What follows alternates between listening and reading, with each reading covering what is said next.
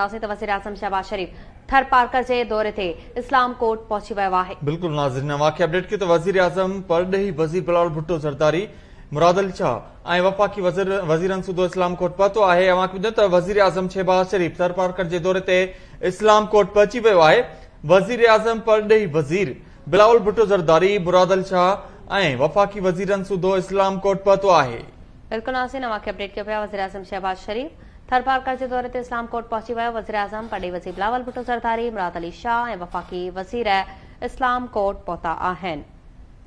अवांखे ॿुधायो त परॾेही वज़ीर बिलावल भुट्टो ज़रदारी, मुराद अली शाह ऐं वफ़ाक़ी वज़ीरनि ऐं ॿिया बि इस्लाम कोट पहुता आहिनि। अवांखे ॿुधायो त वज़ीर आज़म शहबाज शरीफ थर पार्कर जे दौरे ते इस्लाम कोट पहुची वियो आहे।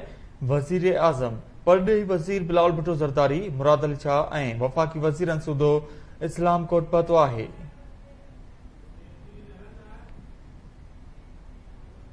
अपडेट कयो पिया वाक़े वज़ीर आज़म शहबाज शरीफ थर पार्कर जे दौरे ते इस्लाम कोट पहुची वियो। वज़ीर आज़म परॾेही वज़ीर बिलावल भुट्टो ज़रदारी, मुराद अली शाह, वफ़ाक़ी वज़ीर इस्लाम कोट पहुता आहिनि। सिक्योरिटी जा इंतज़ाम इंतहाई सख़्त कया विया आहिनि। वज़ीर आज़म शिंघाई इलेक्ट्रिक जे 660 मेगावाट जे ॿिनि पावर प्रोजेक्ट्स जो इफ़्तिताह कंदो। बिल्कुल नाज़रीन, वज़ीर आज़म इफ़्तिताह कंदो। वज़ीर आज़म शहबाज शरीफ थर पार्कर जे दौरे ते इस्लाम कोट पहुची वियो आहे। इन हवाले सां वधीक तफ़सीलुनि लाइ सालान ते मौजूद आहे चीफ रिपोर्टर वहीद राजपर। जी वही तफ़सीली जो वज़ीर आज़म शहबाज शरीफ थरकोल जो पावर प्रोजेक्ट्स आहिनि ॿ, उन्हनि जी इफ़्तिताह करण लाइ थर एयरपोर्ट जो माई बख्तावर एयरपोर्ट पहुची वियो आहे। वज़ीर आज़म जो इस्तक़बाल जेको आहे वफ़ाक़ी परॾेही वज़ीर बिलावल भुट्टो ज़रदारी ऐं सिंध जे वॾे वज़ीर सैयद मुराद अली शाह कयो।